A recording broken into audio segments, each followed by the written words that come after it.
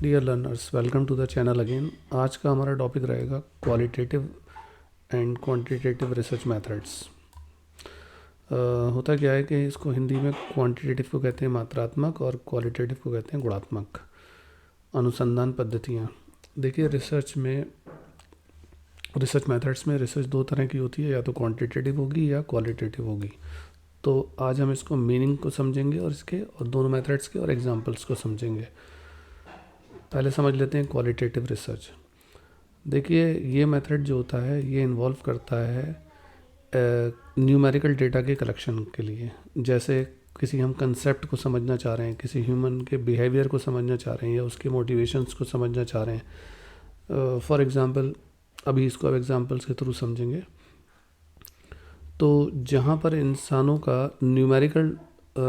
का बिहेवियर को पता करना है, कोई न्यूमेरिकल डेटा कलेक्ट करना है, तो फीलिंग्स हैं, उनके बिहेवियर पैटर्न है, तो वहाँ पर क्वालिटेटिव रिसर्च होगी, ना कि क्वांटिटेटिव होगी।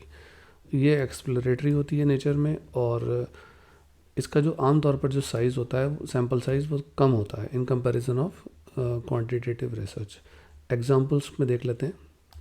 जैसे इसके जो इंटरव्यू है, तो इंटरव्यू उसका एक एग्जांपल है, ये क्वालिटेटिव रिसर्च मेथड में आता है। फॉर एग्ज़ाम्पल, जैसे आप कंज्यूमर से इंटरव्यू कर रहे हैं कि उनकी शॉपिंग हैबिट्स क्या हैं और वो किस चीज़ को प्रेफरेंस देते हैं और क्यों देते हैं, तो ये एक तरीके का इन डेप्थ इन्फॉर्मेशन आप कस्टमर से निकाल कर लाएंगे।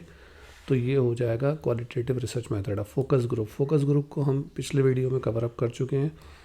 इसका संक्षिप्त विवरण देख लेते हैं कि मान लीजिए एक छोटा साइज़ होता है, सैम्पल साइज़, जहाँ पर आप स्पेसिफिक टॉपिक पर लेकर डिस्कस करते हैं किसी प्रोडक्ट या सर्विसेज के बारे में, और बहुत सारी चीज़ों के बारे में जान पाते हैं। तो ये भी एक तरीके का क्वालिटेटिव रिसर्च मेथड हो जाएगा।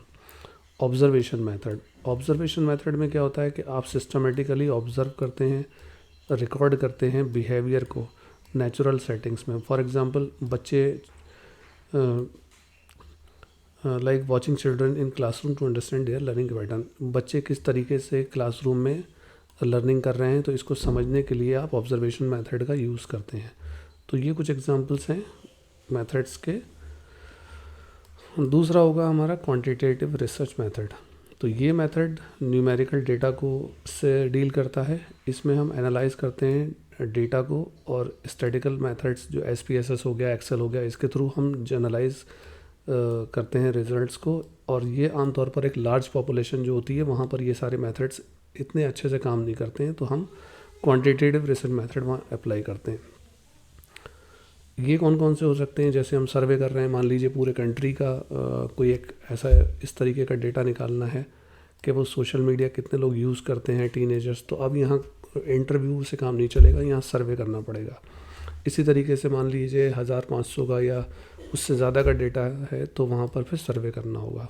एक्सपेरिमेंट्स के लिए कंट्रोल कंडीशंस जो होती हैं, उसके तहत हम हाइपोथेसिस को टेस्ट करते हैं और डेटा को कलेक्ट करते हैं। फॉर एग्जांपल, हम ये देखना चाह रहे हैं कि जो नई ड्रग आई है कोई मार्केट में, उसका इफ़ेक्टिवनेस कितना है while giving placebo to another and measuring the outcome. जैसे मान लीजिए दो ग्रुप हैं, एक को आपने ड्रग दे दी और एक को मीठी गोलियां दे दी शुगर की। तो इस तरीके का जो एक्सपेरिमेंट है, जो मीठी गोलियों वाला है वो प्लेसिबो ग्रुप कहलाता है, और दूसरा वाला जो जाएगा मेन ड्रग का रहेगा। तो इन दोनों के चीज़ों के जो आप ये कर रहे हैं काम, तो ये एक्सपेरिमेंट होगा, ये भी एक क्वांटिटेटिव रिसर्च मेथड में जाएगा। स्टैटिस्टिकल एनालिसिस, देखिए जो डेटा होता है आप उसको स्टैटिकल टूल्स के और को यूज़ करते हुए मेथड्स के थ्रू निकालते हैं डेटा को, रिजल्ट्स को, और न्यूमेरिकल डेटा को आप एनालाइज करते हैं जो आपने डिफरेंट सोर्सेज से लिया है। डिफरेंट सोर्सेज यानी क्वेश्चन आयर हो सकती है, ऑनलाइन या ऑफलाइन मोड आजकल दोनों चल रहे हैं।